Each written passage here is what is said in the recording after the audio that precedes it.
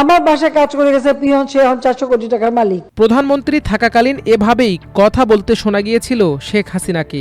দীর্ঘ 16 বছরের শাসনামলে হাসিনার ছোঁয়ায় ভাগ্য বদল হয়েছে এমন অনেকেরই, যাদের মধ্যে আছেন তার বাবুর্চি মোশাররফ শেখ।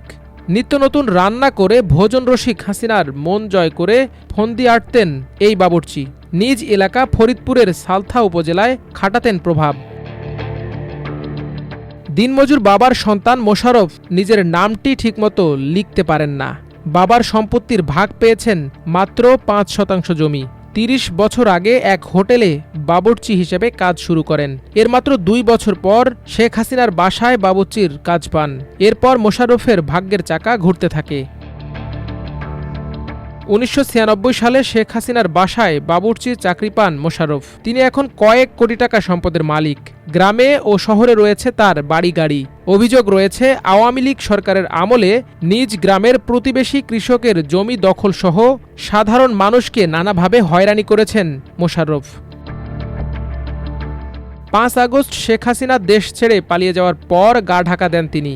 সম্প্রতি তার বিরুদ্ধে থানায় জমি দখলের অভিযোগ দিয়েছেন বড় কামদিয়া গ্রামের কৃষক মোহাম্মদ চান মিয়া ফকিরের ছেলে সাগর মিয়া। এরপর থেকে বেরিয়ে আসছে মোশাররফের নানা অপকর্ম, নিরীহ মানুষের ওপর অত্যাচার, জুলুম ও সম্পদের তথ্য। লিখিত অভিযোগে বলা হয়, আওয়ামী লীগ ক্ষমতায় থাকাকালে কৃষক চান মিয়া ফকিরের বড় কামদিয়া 81 নম্বর মৌজার 618 নম্বর দাগের 43% জমি জোর করে দখল করে বাড়ি নির্মাণ করেন মোশাররফ। বিভিন্ন সময় ওই জমি ছেড়ে দিতে বললে হুমকি-ধমকি ও মারধর করে চান মিয়া ও তার পরিবারকে এলাকা ছাড়া করেন। 1 জুন চান মিয়া পরিবারের লোকজন জমি উদ্ধারের চেষ্টা করলে মোশাররফের লোকজন ফের ভয়ভীতি ও হুমকি দিয়ে যাচ্ছে। জানা গেছে চান মিয়া ফকিরের ওই জমি দখল করে পাকা ঘর নির্মাণ করেন মোশাররফ। ওই ঘরের চালের ওপর একটি নৌকা তৈরি করে টানিয়ে রাখেন। তখন পুলিশ প্রশাসনের কাছে গিয়ে কোনো সমাধান পাননি তারা।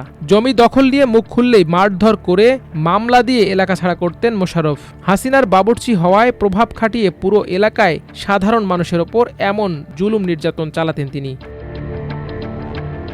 মোশাররফের এক প্রতিবেশী বলেন, হাসিনার বাসার বাবুর্চির চাকরি পাওয়ার পর যেন আলাদিনের চেরাগ পেয়ে যান মোশাররফ। কামদিয়া গ্রামে 2 বিঘা জমির ওপর করেছেন বাড়ি, মাঠেও 3 বিঘা জমি রয়েছে। ফরিদপুর শহরের হাড়কান্দি এলাকায় 12% জমির ওপর একটি বাড়ি এবং রাজবাড়ী রাস্তার মোড় এলাকায় 8% জমির ওপর আরেকটি বাড়ি রয়েছে তার। এছাড়া ঢাকা ও ফরিদপুর শহরে একাধিক ফ্ল্যাট, প্লট ও গাড়ি রয়েছে বলে মোশাররফ নিজেই তাদের জানান। বিষয়টি নিয়ে সালথা থানার ভারপ্রাপ্ত কর্মকর্তা মোহাম্মদ আতাউর রহমান গণমাধ্যমকে বলেন, জমি দখলের বিষয় নিয়ে মোশাররফের বিরুদ্ধে একটি অভিযোগ পেয়েছি, তদন্ত করে আইনগত ব্যবস্থা নেওয়া হবে। মাল্টিমিডিয়া ডেস্ক, আমার দেশ।